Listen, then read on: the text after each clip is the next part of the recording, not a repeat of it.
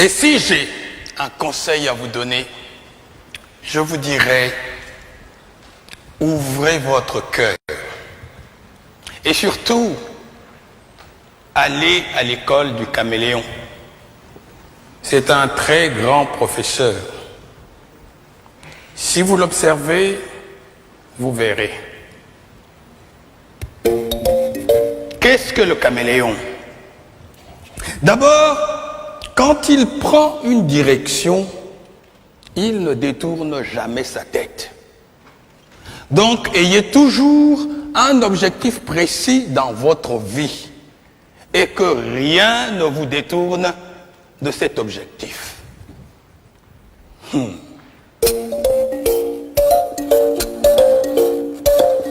Et que fait-il, le caméléon? Il ne tourne pas sa tête. C'est son œil qu'il tourne. Le jour où vous verrez un caméléon, regardez, vous verrez, c'est son œil qu'il tourne. Il regarde en haut, il regarde en bas. Cela veut dire, informez-vous. Ne croyez pas que vous êtes le seul existant de la Terre. Il y a toute l'ambiance autour de vous. Et que fait le caméléon quand il arrive dans un endroit? Il prend la couleur du lieu. Ce n'est pas de l'hypocrisie. C'est d'abord la tolérance et le savoir-vivre.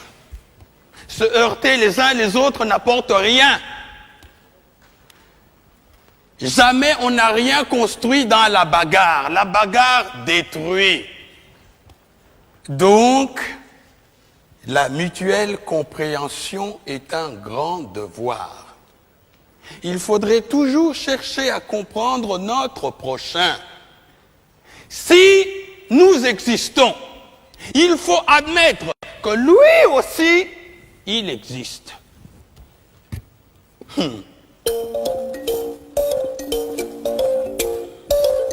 Et que fait-il, le caméléon?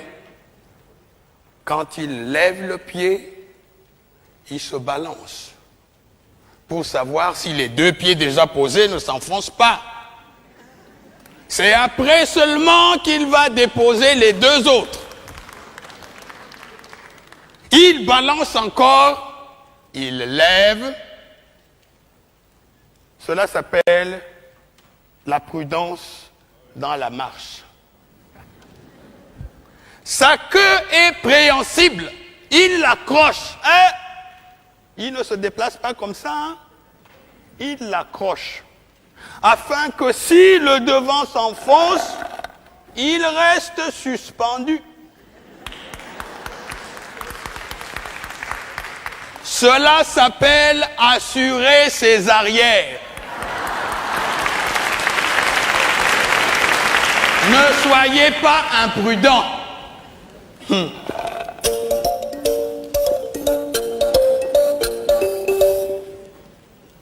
Et que fait le caméléon quand il voit une proie? Il ne se précipite pas dessus, hein? Il envoie sa langue.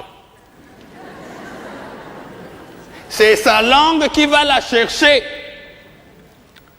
Car la petite proie ne vous dit pas qu'elle ne peut pas vous faire mourir. Alors, il envoie sa langue. Si sa langue peut lui ramener sa proie, il la ramène tranquillement. Sinon, il a toujours la ressource de reprendre sa langue et d'éviter le mal. Ne soyez pas imprudent. Allez doucement dans tout ce que vous faites. Si vous voulez faire une œuvre durable, soyez patient, soyez bon, soyez vivable, soyez humain.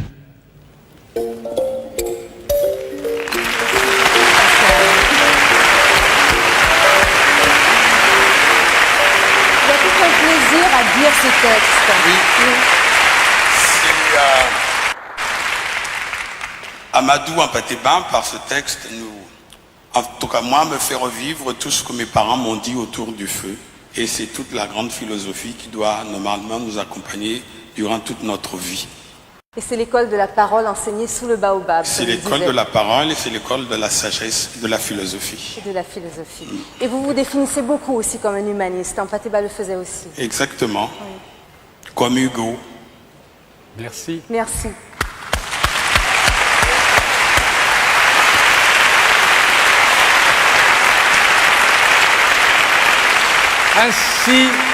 Ainsi, sur ces paroles de sagesse, se termine cette émission, Les profs en fête.